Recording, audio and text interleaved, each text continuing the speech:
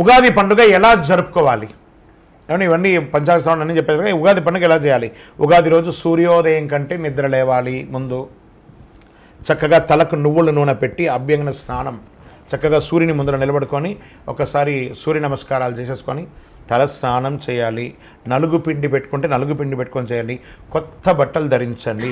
ఇష్టమైన దేవుడికి పూజించండి. ఇంటికి మామిడి ఆకులు వేప ఆకులతో చక్కగా తోరణాలు కట్టండి. బంతిపూలతో పూల సరాలతో కట్టండి. ఇష్టమైన దేవుని పూజించండి.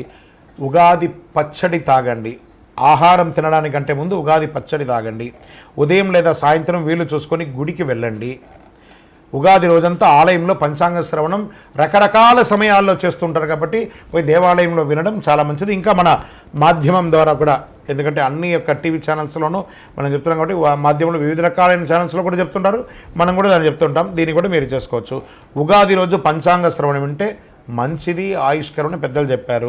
ఇది నిజమా కల్పితమా అనేది పక్కన పెడితే పంచాంగ శ్రవణం అనేది విశ్వాసంతో ముడిపడి ఉన్నది కాబట్టి పంచాంగ శ్రవణం వల్ల విశేష పుణ్యం లభిస్తుంది. మీ పెద్దవాళ్ళకందరికీ నమస్కారం చేయండి. పేద జల్లు వాళ్ళకి అందరికీ బట్టలు కొనియడము, లేదా మజ్జిగ, ఇప్పటి నుంచి వేసవి తాపడం అవుతుంది కాబట్టి చలివేంద్రాలు ఏర్పాటు చేయండి. చలివేంద్రాలు ఏర్పాటు చేసి మంచినీళ్ళు ఏర్పాటు చేయండి. మజ్జిగ ఏర్పాటు చేయండి. పేదవాళ్ళు ఎవరైనా ఉంటే వాళ్ళకి చక్కగా చెప్పులు కొనియండి, గొడుగు కొనియండి. ఇలాంటి సేవా కార్యక్రమాలన్నీ కూడా చేయొచ్చు ఈ ఉగాది రోజు. ఇది మనం చేయవలసినటువంటి పని.